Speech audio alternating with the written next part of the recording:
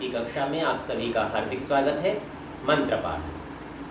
ओम शन्नो मित्रः शं वरुणः शन्नो भवत्वर्यमा शन्नो इन्द्रो बृहस्पतिः शन्नो विष्णुरुक्रमः। ओम नमो ब्रह्मणे नमस्ते वायो त्वमेव प्रत्यक्षं ब्रह्मासि त्वामेव प्रत्यक्षं ब्रह्म वदिष्यामि ऋतं वदिष्यामि सत्यं वदिष्यामि तन्मामवतु तद्वक्तारमवतु अवतु माम् अवतु वक्तारम्।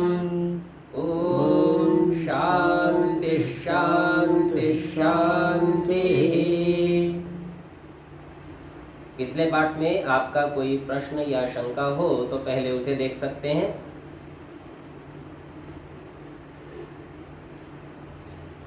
ठीक है, यदि उपस्थित लोगों का कोई प्रश्न नहीं है तो जो लोग इस कक्षा को ऑनलाइन सुन रहे हैं, यदि आपका कोई प्रश्न हो तो कह सकते हैं।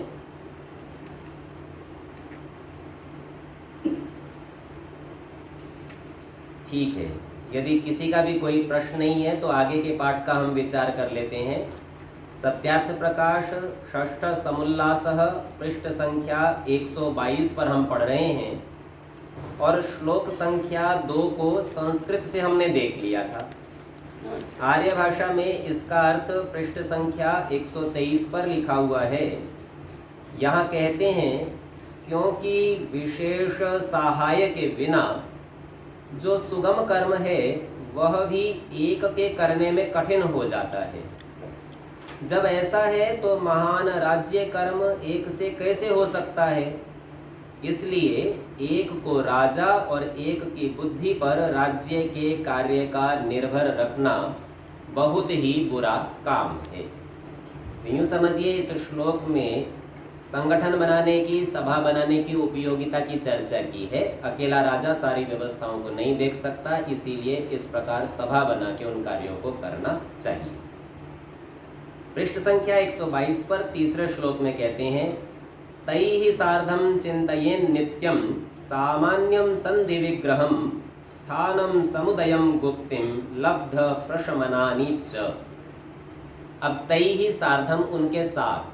वे कौन है जिनकी चर्चा पीछे की थी कि 7 या 8 सचिव बनाए, मंत्री बनाए? तो उनके साथ में चिंतयेत, विचार विमर्श करे, चिंतन करे, नित्यम सदा करे। ऐसा किन बातों का विचार विमर्श करे? तो कहते हैं सामान्यम, सामान्य बात का कि सब कुछ ठीक ठाक चल रहा है, कुछ समस्या नहीं है, बाधा नहीं है, दिक्कत नहीं है, राज्य में सब कुछ सामान्य चल रहा हो तो इस बात का विचार करे। संधि विग्रहम, कहीं किसी राजा से लड़ाई हुई हो तो उसके साथ संधि कैसे करनी है, इस बात का विचार करें। और विग्रह नाम युद्ध का है, मतभेद हो गया, अलग अलग है, तो इस बात का विचार भी करें। स्थानम, ये रोचक शब्द है। स्थान का एक अर्थ तो हम जगह समझते हैं और स्थान का दूसरा अर्थ होता है कि अपने जिस स्थान पर है वैसा का वैसा बैठा रहे। अब ये कैसा होता है? मान लीजिए किसी दूसरे राजा ने आक्रमण किया और वो राजा अपने से अधिक बलवान है, तो अपने किले के अंदर सुरक्षित बैठा रहे, बाहर ना निकले, अपनी प्रजा आदि सबको अपने दुर्ग में, किले के अंदर सुरक्षित करके बैठा रहे, इसका नाम स्थान। दूसरा तरीका ये है कि मान लीजिए इस राजा ने दूसरे के ऊपर आक्रमण किया था और वहाँ आक्रमण में दूसरा राजा अपने किले में बैठा हुआ है, तो उसके किले को घेर के बैठ जाए कि ये बाहर निकलेगा तो पकड़ लेंगे अथवा नियंत्रण करेंगे। तो दोनों ही परिस्थितियों को स्थान नाम से कहते हैं। समुदयम, अच्छी प्रकार से उदय का होना, उदय अर्थात वृद्धि का होना, सब प्रकार की सफलता आदि होना। राज्य में सदा ये दिखाई दे कि जो भी काम करता हूँ उसमें सफलता हो रही है। ऐसी परिस्थितियों में फिर कोई निर्णय लेना कि दूसरे को अपने राज्य में मिलाएं या नहीं मिलाएं या किसी को कोई अधिकार दें, आदि आदि बातों का विचार ये समुदय के अंतर्गत है। गुप्तिम, गुप्त करना, रक्षा करना, तो धन है, कोष है, अस्त्र शस्त्र हैं, सैनिक हैं, इस प्रकार के जो हैं उनकी रक्षा करना, ये गुप्तिम का विषय है। लब्ध प्रशमनानि च, जो पदार्थ उपलब्ध हैं अथवा कोई ऐसे हैं जो शत्रु हो सकते हो तो उनका शमन करना, उनको दबाना, रोकना, इस प्रकार का जो विचार करना है, इन सब बातों का विचार तई सार्धम चिंतयेत, उनके साथ करे। उन अपने मंत्रियों के जो 7-8 सचिव बनाए हैं उनके साथ ये विचार करना चाहिए। आर्य भाषा में इस तीसरे श्लोक का अर्थ कहते हैं पृष्ठ 123 पर, इससे, ये जो ऊपर की बात थी सभा बनाने की चर्चा थी, इससे सभापति को उचित है कि, सभापति नाम राजा का है, उसको उचित है कि नित्य प्रति उन राज्य कर्मों में कुशल विद्वान मंत्रियों के साथ सामान्य करके किसी से संधि यानी मित्रता, किसी से विग्रह यानी विरोध, स्थान यानी स्थिति समय को देख के चुपचाप रहना, अपने राज्य की रक्षा करके बैठे रहना, जैसे अपने किले में बैठे रहना, या दूसरे को जब घेर के बैठे तो भी चुपचाप बैठे रहना, उसे पता नहीं चले कि हमने घेर रखा है। समुदयम, जब अपना उदय अर्थात वृद्धि हो तब दुष्ट शत्रु पर चढ़ाई करना। गुप्तिम, मूल राज सेना कोष आदि की रक्षा। लब्ध प्रशमनानी, जो देश प्राप्त हो उसमें शांति स्थापन। लब्ध यानी युद्ध में जीत लिया, उपलब्ध कर लिया किसी स्थान को, वहाँ शांति बनानी है, प्रशमन करना है। उपद्रव रहित करना, इन 6 गुणों का विचार नित्य प्रति किया करे। तो इस प्रकार अपने मंत्रियों के साथ राजा निरंतर मंत्रणा करके निर्णय लेवे और तदनुसार कार्यों को करे। अब विचार कैसे करने हैं उसको चौथे श्लोक में बताते हैं। तो 7 या 8 की सभा है, उनके लिए नियम किया, तेषां स्वं स्वं अभिप्रायम उपलभ्य पृथक पृथक समस्तानां च कार्येषु विदध्यात् हितमात्मनः। तेषां, उनके, स्वं स्वं अभिप्रायम, उनके अपने अपने अभिप्राय को, पहले एक एक से अलग अलग बात करे, उपलभ्य, प्राप्त करके, पृथक पृथक, उनसे अलग अलग मंत्रणा करें, हाँ भाई आपका कैसा मत है। और जब उनका जान ले फिर समस्तानांच कार्येषु, फिर सभा बुलाए, सबको बैठाए, समस्तों के साथ निर्णय निकाल के कार्येषु विदध्यात्, कार्यों में विधान करेगी, ठीक है अब बहुमत ऐसा है तो ऐसा कर लेंगे। ये करने वाला राजा क्या है, उसकी संज्ञा की है हितम आत्मनः, वो अपने स्वयं का हित करने वाला, विचार करने वाला। अब ये केवल अपना ही नहीं करता है, इसमें राजा का भी हित होता है और प्रजा का भी हित होता है। तो अपना और सबका जो हित सोचने वाला राजा है वो अलग अलग भी मंत्रणा करे और समस्त रूप से भी करे। इसमें एक मनोवैज्ञानिक प्रभाव भी है। जब ये अलग अलग मंत्रणा करेगा तो इसको सबका मत पता चल जाएगा, और ऐसा करने से यदि ये कोई प्रस्ताव रखेगा तो सभा में उसके स्वीकार होने की संभावना अधिक हो जाएगी। इसे पता है कि लोग इस पक्ष वाले हैं। दूसरा ऐसा भी होता है कि व्यक्ति का व्यक्तिगत मत पता चलने के बाद यदि सभा में वो अपने मत से बदले फिरे कि भाई मैं ऐसा नहीं करना चाहता, बदलना चाहता हूँ, तो ये भी पता चलेगा कि इसकी व्यक्तिगत राय तो ऐसी थी, लेकिन सभा के दबाव में, अन्यों के दबाव में ये बदल जाता है, दुर्बल है। तो उस प्रकार का भी व्यक्तियों का उसको आकलन हो जाएगा और तदनुसार फिर वह निर्णय ले सकता है।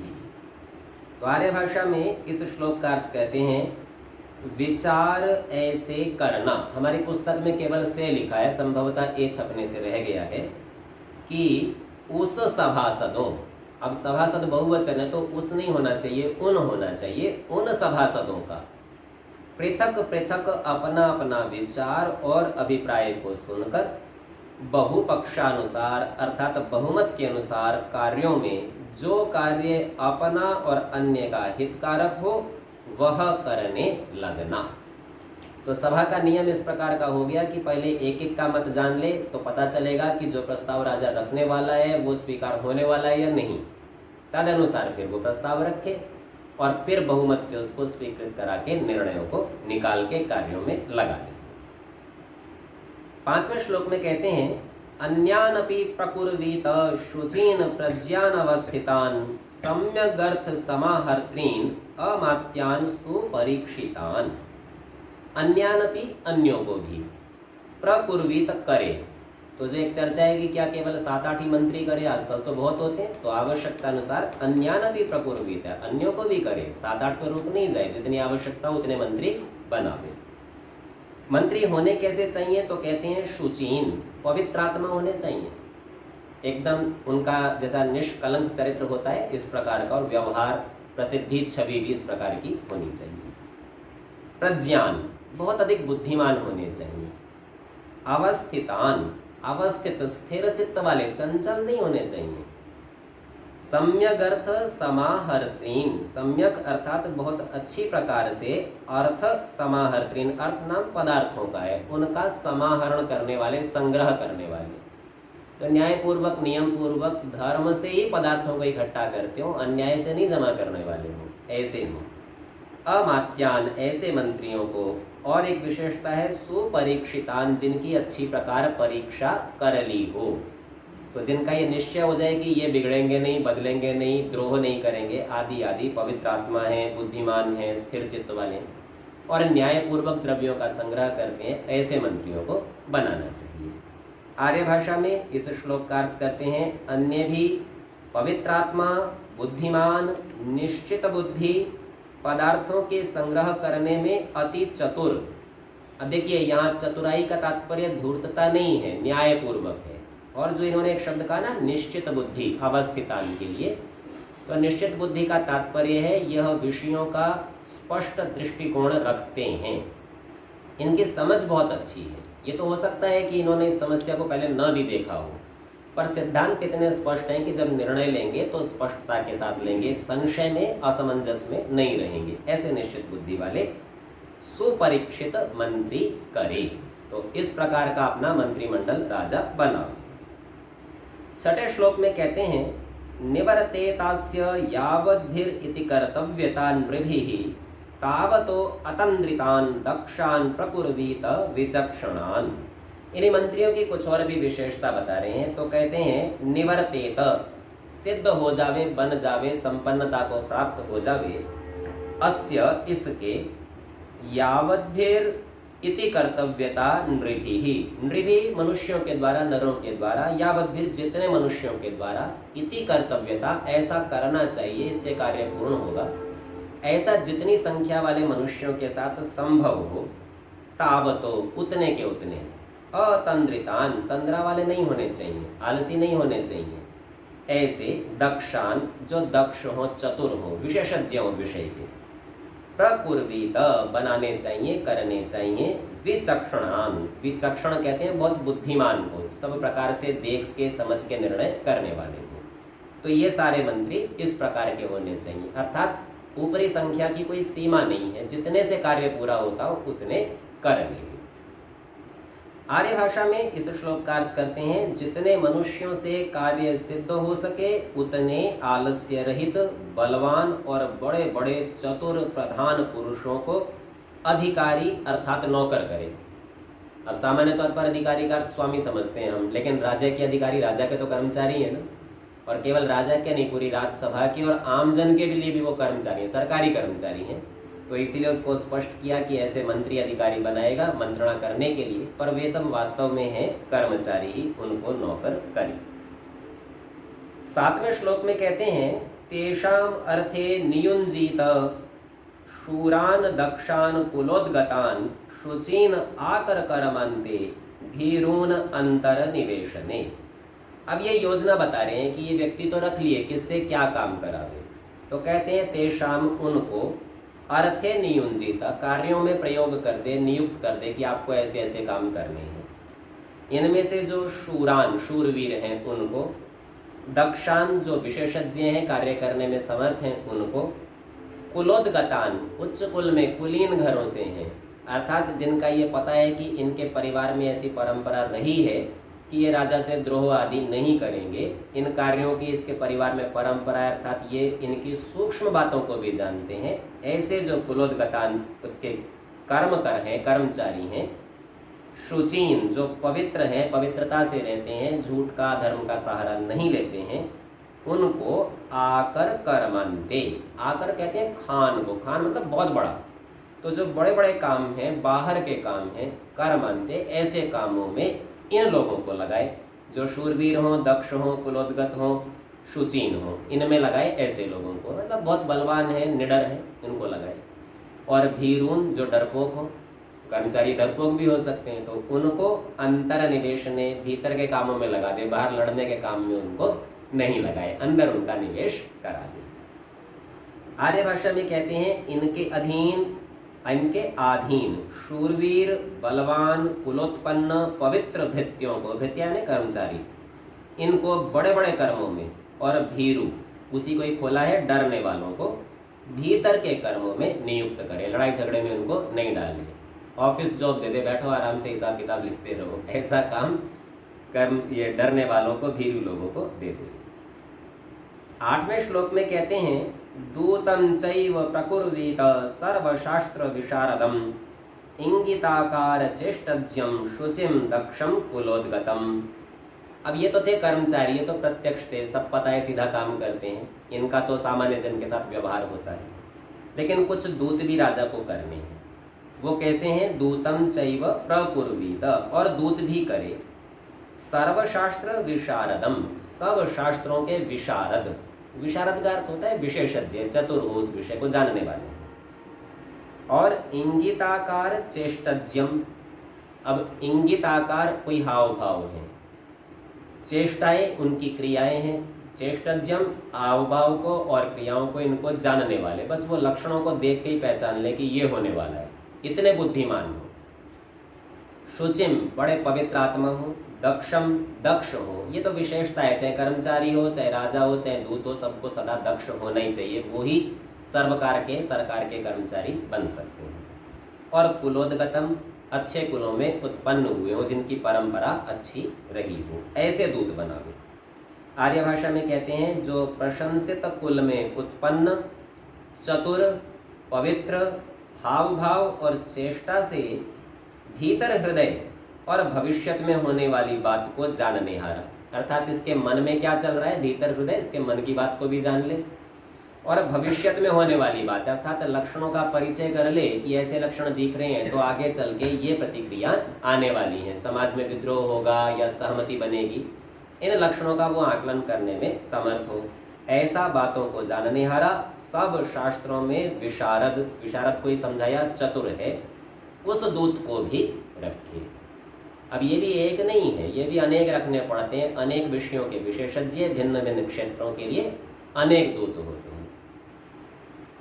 9वें श्लोक में कहते हैं अनुरक्तः शुचिर्दक्षः स्मृतिमान देश कालवित् वपुष्वान वीत भीर्वाग्मी दूतो राज्यः प्रशस्यते। दूत के कुछ और विशेषण गिना रहे हैं, क्या क्या योग्यता दूत की हो, तो कहते हैं अनुरक्तः, वो अनुरक्त हो, राजा का अत्यंत प्रिय हो, उसमें रत हो, उसको बस इतना प्रिय लगता हो कि राजा को छोड़ के कहीं भी न जाना चाहिए, किसी भी परिस्थिति में न छोड़े, अनुरक्त हो राजा में। शुचित, ये पवित्र हो, दक्ष, बड़ा निपुण हो अपने कार्यों में, स्मृतिमान, इसकी याददाश्त बहुत तेज होनी चाहिए, स्मृति अच्छी होनी चाहिए, इसे ये याद रहना चाहिए कि पिछले वर्षों में क्या क्या बातें किस किस के साथ हुई थी और उनके क्या परिणाम आए थे, तो उनसे योजना जो नई बनानी है ना, वो उसमें समर्थ हो जाता है, पुराने अनुभव को उपस्थित कर सकने के कारण से। देश कालविद, वो देश को, स्थान के महत्व को ये समझता हो कि ये रक्षा का स्थान है कि संशय का है कि भय का है, किस प्रकार का ये स्थान है, और काल, किस काल में कौन सी बात कहनी है, इसकी योग्यता भी इस दूत की होनी चाहिए, काल का भी आकलन करना ये जानता हो। वपुष्मान, वपु कहते हैं शरीर को, तो शरीर से मजबूत भी होना चाहिए, आवश्यकता पड़े तो लड़ भी सके, ये नहीं कि पतला दुबला कमजोर ऐसा रख लिया कि डर ही जाए। वीत भीर, वीत माने जिसका बीत गया है, भी माने भय, जो भय रहित है, निशंक होना चाहिए, निर्भय होना चाहिए, दूसरे राजा के सामने खड़ा है तो भी डरने की बात नहीं, अपने राजा का हित और पक्ष दृढ़ता से सही सही रख सके। वाग्मी, बोलने में बहुत चतुर होना चाहिए, तो इस प्रकार का दूत, जैसे आजकल के विदेश मंत्री की बड़ी प्रशंसा होती है, बहुत वाग्मी है, बहुत चतुर है, इतनी उचित बात कहते हैं और उचित समय पर कहते हैं कि उसका अच्छा प्रभाव देश को देखने में आता है। दूतो, ऐसा दूत राज्य प्रशस्यते, राजा का इस प्रकार का दूत हो तो बड़ा प्रशंसा वाला होता है। आर्य भाषा में इस श्लोक का अर्थ करते हैं वह ऐसा हो, वह यानी दूत, कि राज काम में अत्यंत उत्साह प्रीति युक्त, राजा में बहुत उसका प्रेम है, उसे छोड़े ही नहीं, राज कार्य को करके ही बैठेगा आराम से, उससे पहले नहीं बैठेगा। निष्कपटी, इसी को शुचि का अर्थ किया है, उसके मन में छल कपट नहीं है, पवित्रात्मा है। पवित्रात्मा, चतुर अर्थात बुद्धिमान, बहुत समय की बात को भी न भूलने वाला, याद रखता है, अनुभवों को उपस्थित रखता है, उनका उपयोग लेता है। देश और कालानुकूल वर्तमान का कर्ता, वर्तमान यानी व्यवहार, कैसा देश है कैसा काल है उसके अनुसार अपनी घोषणाएं, अपने वाक्यों का प्रयोग, अपने व्यवहार का प्रयोग करता है। सुंदर रूप युक्त, ये भी एक बड़ी विशेष बात है। यदि दूत अत्यंत कुरूप होगा तो उसको देखते ही सामने वाले के मन में उससे वार्ता न करने की इच्छा होगी, या उसके प्रति एक प्रकार का द्रोह या द्वेष का भाव हो सकता है, तो उसकी बात समझेगा नहीं और उसके अनुसार क्रिया नहीं करेगा। इसलिए दूत सुंदर रूप युक्त भी होना चाहिए। संस्कृत में इसके लिए वपुष्मान शब्द का था, मजबूत शरीर वाला, और मजबूती के साथ साथ सुंदरता भी अपेक्षित है। निर्भय और बड़ा वक्ता हो, अर्थात बोलने में बड़ा चतुर हो, वही राजा का दूत होने में प्रशस्त है। अब यहाँ तो बता दिया सभा और मंत्रिमंडल कैसे करे, मंत्री किनको रखे, दूत किनको रखे, उनके गुण कैसे हों, रख तो लिए। रखने के बाद उनसे क्या क्या कराए, किसको क्या क्या जिम्मेवारी दे, इसकी चर्चा करते हैं। तो कहते हैं किस किस को क्या क्या अधिकार देना योग्य है।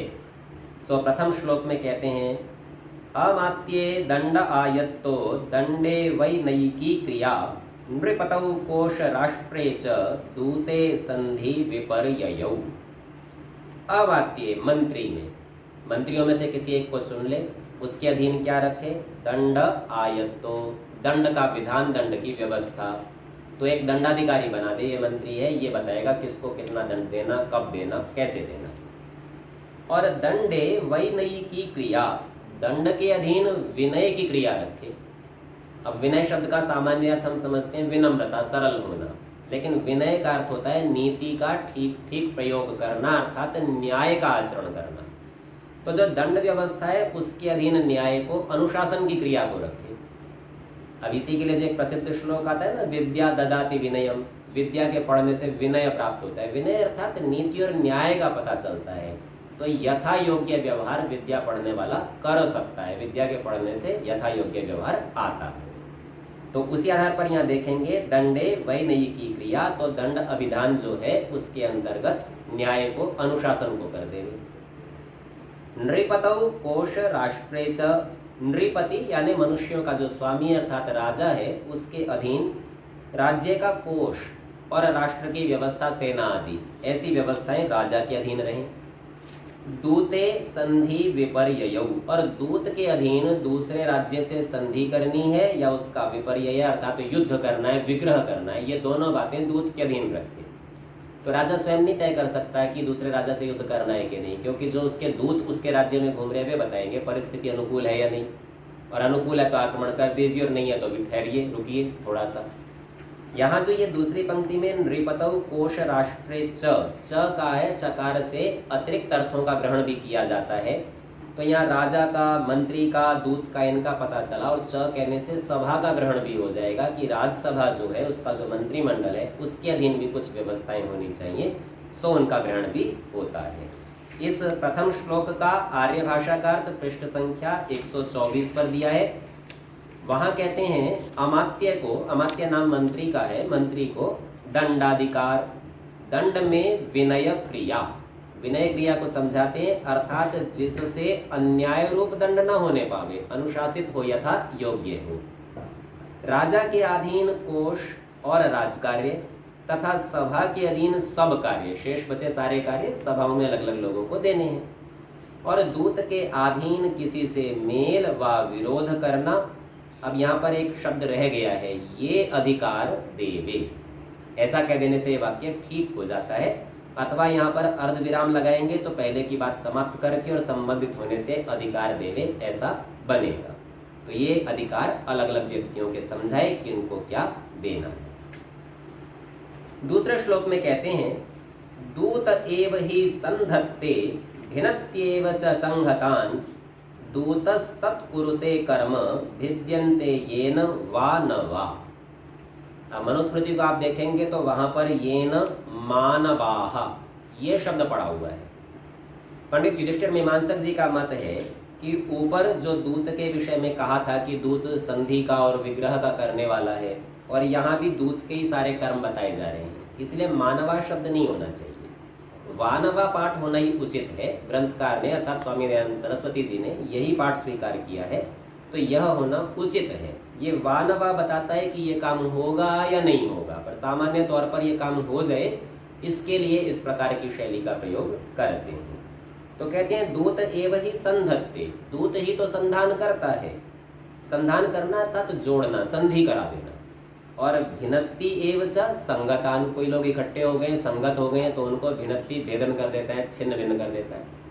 तो सामने वाले राजा का छिन्न भिन्न कर देना, पक्ष फोड़ देना, उसके हित के व्यक्तियों को तोड़ के अपने राजा के लिए ले आना, ये काम भी दूत करता है। और दूत ही संधि का, संधान का, वहां जाके अपने राजा का हित सिद्ध कर देना, यह कार्य भी दूत ही करता है। दूतः तत्कुरुते कर्म, ये दूत ही उस कार्य को करता है। भिद्यन्ते येन, जिसके द्वारा भेदन कर लिए जाते हैं, वा नवा अथवा जोड़ लिए जाते हैं। तो दोनों पक्षों को दिखाने के लिए वा नवा शब्द का प्रयोग किया जाता है। आर्य भाषा में इसका अर्थ करते हैं, दूत उसको कहते हैं कि जो फूट में मेल और मिले हुए दुष्टों को फोड़ तोड़ देवे। अगर अपने राज्य में कोई फूट पड़ी हुई हो तो उसमें मेल करा दे, और शत्रु में, दुष्टों में अगर कोई मेल हो रखा हो तो उनको तोड़ फोड़ देवे। दूत वह कर्म करे जिससे शत्रुओं में फूट पड़े। तो ये श्लोक का भाव यहाँ पर कहा है, सीधा शब्द अर्थ नहीं कहा, पर पूरा तात्पर्य इसमें स्पष्ट हो जाता है। तीसरे श्लोक में कहते हैं, बुद्ध्वा च सर्वं तत्वेन परराज चिकीर्षितं तथा प्रयत्नमातिष्ठेत् यथात्मानं न पीड़येत्। बुद्ध्वा च सर्वं, सब कुछ जान लेवे, बुद्ध अवगमने, जिसमें अच्छी प्रकार से ज्ञान हो सके, ये जान लेवे। और कैसा जान लेवे? तत्वेन, तत्वतः जान ले, यथार्थ जान ले, बिल्कुल ठीक ठीक। ऐसा नहीं कि मिथ्या ज्ञान करके बैठ जाए, निर्णय करे, ठीक ठीक जान लेवे। किस बातों को जान लेवे? परराज चिकीर्षितम, जो दूसरे राज्य का राजा इच्छा कर रहा है, दूसरे राज्य का राजा आपके नुकसान की इच्छा करेगा, तो ऐसी बातों को यथार्थ बिल्कुल ठीक ठीक अच्छी प्रकार से जान लेवे। जानकर क्या करे? तथा प्रयत्नम आतिष्ठेत, उसी प्रकार से अपने प्रयत्नों को व्यवस्थित करे। आतिष्ठेत, उन्हीं प्रयत्नों में स्थिर होवे। यथा आत्मानं न पीड़येत, कि जिस प्रकार से स्वयं को कोई पीड़ा न हो, स्वयं को कष्ट ना हो, तो अपने कष्टों को बचा लेवे। दूसरे को पीड़ित करना पड़े तो आवश्यकता अनुसार करे, पर यह निर्णय तब कर सकता है जब दूसरे राजा के मंतव्य को यथार्थ जान लेता है। तो आर्य भाषा में इस श्लोक का अर्थ करते हैं, वह सभापति और सब सभासद व दूत आदि जो कुछ भी इसके अंतर्गत आते हैं, ये सब यथार्थ से दूसरे विरोधी राजा के राज्य का अभिप्राय जान के वैसा यत्न करे कि जिससे अपने को पीड़ा ना हो, अर्थात अपनी सुरक्षा, अपनी समृद्धि और आवश्यकता पड़े तो दूसरे का दमन, ये सब भी कर सके। चौथे श्लोक में कहते हैं, धनुर्दुर्गम महीदुर्गम अब्दुर्गम वार्क्षमेव वा नृदुर्गम गिरिदुर्गम वा समाश्रित्य वसेत पुरम। अब ये श्लोक रोचक भी है। इसमें पहला का धनुर्दुर्गम, धनुर कहते हैं धनुष को, धनुष बाण वाला, दुर्ग यानी किला, अपना किला ऐसा बनाए जिसमें धनुष बाण वाले सिपाही खड़े हों रक्षा करने को। मही दुर्गम, मही नाम भूमि का है, पृथ्वी का है, अथवा पृथ्वी से लिपाई आदि कर रखी हो गर्मी आदि से बचाने की दृष्टि से, या अन्य भी कोई कारण हो, ऐसा दुर्ग बनाए। अप दुर्गम, अप नाम जल का है, तो किले के चारों तरफ जल का स्रोत हो, जैसे खाई खोद के पानी भर दे तो अब आएगा कैसे, शत्रु प्रवेश नहीं कर सकेगा। और उस पानी में मगरमच्छ आदि जलीय जंतु भी छोड़ दे कि कोई तैर के आना चाहे तो वो उसको खा जाए, ऐसा किला बनाए जो पानी से घिरा हुआ हो। वैसे भी हम देखते हैं जो टापू आदि हैं, सब तरफ जल होता है तो वहां पर आक्रमण करना सहज नहीं होता। वार्क्षमेव वा, वृक्षों से युक्त घिरा हुआ, अर्थात वन के बीच में बना ले किला, चारों तरफ वृक्ष ही वृक्ष हो, घना जंगल हो, तो उससे भी अपने किले की रक्षा होती है। नृदुर्गम, मनुष्यों का किला बना ले, अर्थात ये युद्ध आदि में जो किलेबंदी की जाती है उससे संबंधित है, और रहते समय भी अपने किले के चारों तरफ बहुत से मनुष्य रहते हों कि सीधा राजा पर आक्रमण ना हो सके, इस प्रकार का बना ले। गिरि दुर्गम वा, गिरि नाम पहाड़ का है, ऐसा किला बनाए जो पहाड़ों में घिरा हो या पहाड़ की चोटी पर होगी, वहां तक पहुंचना ही किसी के लिए आसान नहीं हो, तो उससे राजा सुरक्षित रह पाता है। इन सब में से किसी एक का अथवा अनेक का भी समाश्रित्य आश्रय करके वसेत बसे अथवा बसा लेवे। क्या बसा लेवे? पुरम, अपना घर बना लेवे। तो राजा इस प्रकार से सुरक्षा के सारे प्रबंध करे।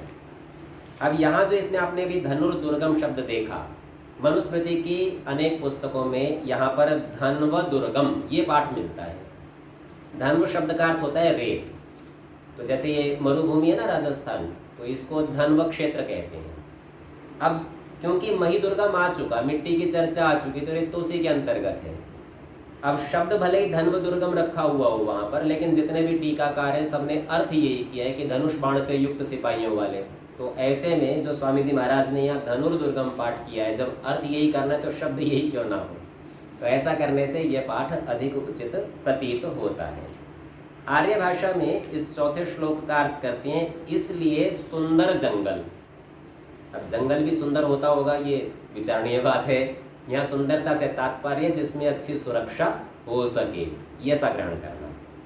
धन धान्य युक्त देश में, खेती की भी जमीन हो, उबड़ खाबड़ जंगल नहीं हो केवल कि साहब कुछ उगता ही नहीं है, तो धन धान्य से भरपूर हो, ऐसे देश में धनुर्धारी पुरुषों से गहन, गहन अर्थात घेरा हुआ, तो अपने जो सीमा बनाएगा किले की उस पर धनुष की रक्षा करने वाले, ऐसे धनुष से रक्षा करने वाले ऐसे सिपाही रखे।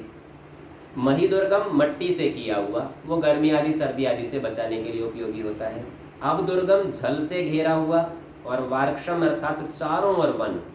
नृदुर्गम चारों ओर सेना रहे, मनुष्य रहे, उनसे रक्षा की जा सके। गिरिदुर्गम अर्थात चारों ओर पहाड़ों के बीच में कोट बना के, जैसे परकोटा बनाते ना ऊंचाई पर और पहाड़ों से घेरा हुआ, इस प्रकार का इसके मध्य में नगर बनावे, पुरी बनावे। तो इस प्रकार अपनी और स्वयं अपने प्रजा की रक्षा भी करे। तो देश और काल के अनुसार जैसी परिस्थिति हो, इनमें से किसी का भी चयन सुरक्षा की दृष्टि से कर ले। 5वें श्लोक में कहते हैं कि ऐसा क्यों बता रहे हो ऐसे नगर बनाने का, तो कहते हैं एकः शतं योधयति प्राकारस्थो धनुर्धरः शतं दश सहस्राणि तस्मात् दुर्गम विधीयते। दुर्ग बनाने का कारण बता रहे हैं। कह रहे हैं एकः, कोई एक ही व्यक्ति हो तो वो शतम योधयति, 100 से लड़ सकता है। प्राकारस्थो अपने प्रकार में स्थित है, अपने किले में ठहरा हुआ है, और कैसा है? धनुर्धर, उसके पास धनुष है, तो अपने किले की प्राचीर पे चढ़ जाएगा और वहां से धनुष बाण से जो भी आएगा उसे मारता रहेगा, अंदर कोई घुस ही नहीं सकता, किला ऐसा बना रखा है। तो एक व्यक्ति 100 से लड़ लेता है अगर धनुष बाण वाला हो, किले के अंदर हो तो, दुर्ग में हो तो। शतम, और अगर ऐसे 100 हो धनुष बाण वाले तो वो 10 सहस्त्राणी 10,000 से लड़ सकते हैं वो, तो 100 लोग 10,000 को रोक लेंगे। तस्माद, इस हेतु से दुर्गम विधीयते, इसीलिए दुर्ग का निर्माण, किले के निर्माण का विधान किया जाता है। सो आर्य भाषा में श्लोक का अर्थ करते हैं, और नगर के चारों ओर प्रकोट बनवावे। प्राकार, ये बड़े बड़े मजबूत किले, दीवार, ऊंची ऊंची दीवारें हैं, सीमा इस प्रकार की बनवावे, क्योंकि उसमें स्थित हुआ एक वीर धनुर्धारी शस्त्र युक्त पुरुष 100 के साथ, और 100 हो तो 10,000 के साथ युद्ध कर सकते हैं, इसलिए अवश्य दुर्ग का बनाना उचित है। तो इसी से समझ लीजिए कि इस दुर्ग की, किले की कितनी महत्ता है, राजा के लिए कितना अनिवार्य है। कम सेना स्वयं की रखेगा और अधिक सेना दूसरे की ये रोक सकता है, इसलिए किला बनाना चाहिए। 6ठे श्लोक में कहते हैं तत्स्याद आयुध संपन्नम धन धान्येन वाहनैः ब्राह्मणैः शिल्पिभिर्यंत्रैर् यवसेनोदकेन च। तत्स्यात्, वह दुर्ग, वह किला कैसा होवे, तो कहते हैं आयुध संपन्नम, उसके अंदर अस्त्र शस्त्र भरपूर मात्रा में हो। ये नहीं कि चलो सेना तो थोड़ी रख ली पर अस्त्र शस्त्र ही कम थे, परिणाम ये होगा कि थोड़ी देर में सब समाप्त हो जाएंगे, तो उसके बाद में बोले फिर वो सेना घुस आएगी भीतर, तो ऐसे नहीं, पर्याप्त मात्रा में अस्त्र शस्त्रों से संपन्न हो। धन धान्येन, अंदर धन भी और धान्य भी, खाना खजाना पर्याप्त होना चाहिए। तो 6 महीने, वर्ष भर, इतने भी अगर युद्ध चलता रहे तो कोई चिंता नहीं, अंदर आराम से जो उसकी प्रजा है, उसके नगरवासी हैं, वो सब सुख से रहे, उनको भोजन पर्याप्त मिलता रहे। वाहन ही, अंदर यात्रा करने के लिए, अस्त्र शस्त्र को ले जाने के लिए रथ आदि जो वाहन है वे भी पर्याप्त मात्रा में रहने चाहिए। ब्राह्मण ही, ब्राह्मण भी खूब होने चाहिए, क्योंकि वे बढ़िया बढ़िया वहाँ यज्ञ करेंगे, शिक्षा देंगे। जो युद्ध में कभी कभी मन विचलित होता है ना, क्योंकि युद्धों में जीत और हार होती रहती है, कभी थोड़ा पक्ष भारी होता है, कभी हल्का हो जाता है। तो ऐसी परिस्थितियों में जो ब्राह्मण लोग हैं उनके द्वारा इनका मन प्रबल दृढ़ रहेगा, स्थिर चित्त रहेंगे, घबराएंगे नहीं और युद्ध करने में तत्परता भी उनकी बनी रहेगी। साथ साथ धर्म के कार्य यज्ञ आदि भी होते रहेंगे, नित्य कर्म भी होते रहेंगे, उनकी भी बाधा नहीं होगी। शिल्पी भी ही, शिल्पकार कारीगर भी रहने चाहिए, क्योंकि युद्ध होगा, किसी ने गोला डाला, अंदर कोई टूट गया तो कमरे का निर्माण कौन करेगा, भवन बचाएगा कौन, बार बार उसकी सुरक्षा, टूट फूट जिसे हम रिपेयर आदि कहते हैं, वह सब भी होनी चाहिए। और यंत्र ही, कला यंत्र आदि भी, ये सब उस किले के अंदर रहने चाहिए। यवसेन उदकेन च, यवस कहते हैं चारे को, अन्न को, तिनकों को, तो पशुओं के लिए भी और मनुष्यों के लिए भी, सबके लिए ये धन धान्य पर्याप्त मात्रा में होना चाहिए। और उदकेन, जल की कमी भी नहीं होनी चाहिए, तो प्यास से ही मर जाएंगे। तो अंदर ही छोटी मोटी कुआं, बावड़ी, इस तरह की छोटी मोटी क्या, आवश्यकता के अनुसार जितने संभव हो वैसे बनाए रखने चाहिए। आर्य भाषा में कहते हैं वह दुर्ग शस्त्रास्त्र, धन धान्य, वाहन, ब्राह्मण जो पढ़ाने उपदेश करने हारे हों, शिल्पी कारीगर, यंत्र, नाना प्रकार की कला, यवसेन चारा, घास और जल आदि से संपन्न अर्थात परिपूर्ण हो। तो ऐसे हो कि 1 वर्ष तक भी दूसरा राजा घेर के बैठा रहे तो भाई बैठा रहे, हमारे पास अंदर सब कुछ है, अंदर प्रवेश नहीं करने देंगे। तो ऐसी व्यवस्था से दूसरे राजा का तो अत्यधिक हानि नाश किया जाता है और स्वयं की पूर्ण सुरक्षा कर ली जाती है। 7वें श्लोक में कहते हैं तस्य मध्ये सुपर्याप्तम कारयेद गृहमात्मनः गुप्तम सर्वर्तुकम शुभ्रम जलवृक्ष समन्वितम। तस्य मध्ये, उस पूरे बड़े किले के बीच में, सुपर्याप्तम कारयेद, जो पर्याप्त हो, खूब बड़ा हो, अच्छा स्थान हो और जैसी सुविधाएं चाहिए वो सब हो, कार्यत करवा लेवे, गृहम आत्मनः, अपना स्वयं का घर ऐसा बनवा लेवे। गुप्तम, ये गुप्त भी होना चाहिए। गुप्त का तात्पर्य छिपा हुआ नहीं है, गुप्त का तात्पर्य सुरक्षित। तो ये इतना सुरक्षित होना चाहिए, किले के बीच में बनावे और ऐसा बनावे कि वहां तक आसानी से कोई अस्त्र शस्त्र, गोला बारूद कुछ भी न पहुंच सके। बाहर का राजा फेंके भी तो वो वहां तक नहीं पहुंचे, राजा के महल तक। सर्वर्तुकम, सब ऋतुओं के अनुसार, अर्थात गर्मी हो तो बहुत गर्मी नहीं बढ़े और सर्दी हो तो बहुत ठंड भी नहीं लगे, वर्षा आदि से भी ये रक्षा करने वाला हो, इस प्रकार का। तो सब ऋतुओं के अनुकूल। शुभ्रम, सफेद रंग का बनाए, और जल वृक्ष समन्वितम, जल से और वृक्षों से घिरा हुआ अपना महल बनाए। तो देखिए वर्तमान में हमको अमेरिका में पता चलता है, वहाँ राष्ट्रपति का जो भवन है वो व्हाइट हाउस कहलाता है, सफेद रंग का।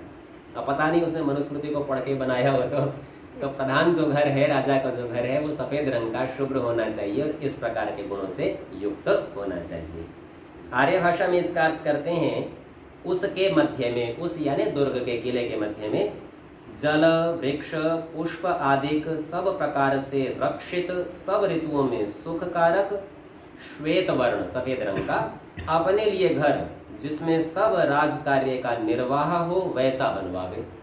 तो उसके अंदर सब उसके कार्यालय, मंत्रियों के भी कार्यालय और सारा राज कार्य वहां से कर सके महल में, इस प्रकार की व्यवस्था रहनी चाहिए। 8वें श्लोक में कहते हैं, जी हाँ जी,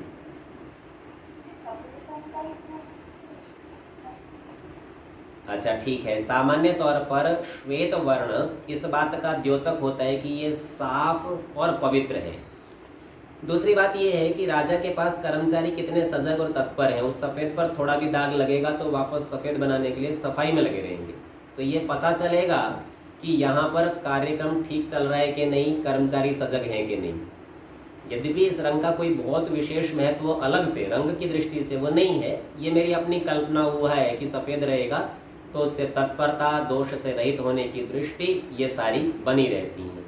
इसी से ही अपने बहुत से साधु लोग श्वेत वस्त्र भी पहनते हैं। ये साफ बने रहेंगे, बाहर की सफाई करते करते भीतर की भी सफाई करने लगेंगे। दूसरा कैसा होता है कि प्रजा के अंदर विभिन्न रंगों के मकान बने होते हैं, वे अपनी अपनी मानसिकता और आवश्यकता के अनुसार रंग बिरंगे बनाते हैं। तो राजा किसी भी एक रंग का पक्षधर नहीं हो, किसी एक विचार का पक्षधर नहीं हो। अपने यहाँ कैसा होता है कि अपने ध्वज के भी रंग होते हैं और वो विचारधारा का प्रदर्शन करते हैं। तो राजा का महल जो है वो श्वेत वर्ण का है कि किसी एक का पक्षधर नहीं है, सभी का ग्रहण करने वाला है। इस हेतु से भी ये श्वेत वर्ण कदाचित रखा गया होगा। तो सफेद रंग क्रांति का नहीं होता माता जी। श्वेत रंग तो सामान्य तौर पर शांति का प्रतीक होता है, और राजा शांत नहीं होता, उसका प्रयोजन शांति भी नहीं होता। राजा तो क्षत्रिय है ना, युद्ध लड़ने वाला है, शूरवीर होता है, वो तो अपने बल का, हम इसी पाठ में आगे देखेंगे, वह अपने बल का भरपूर प्रयोग करता है, इसलिए करता है कि उसके राज्य में शांति और शांति के साथ सुख बना रहे। तो केवल श्वेत रंग से नहीं होता। हाँ, श्वेत रंग को देखकर हमारे मन में प्रतिक्रिया का भाव नहीं आता।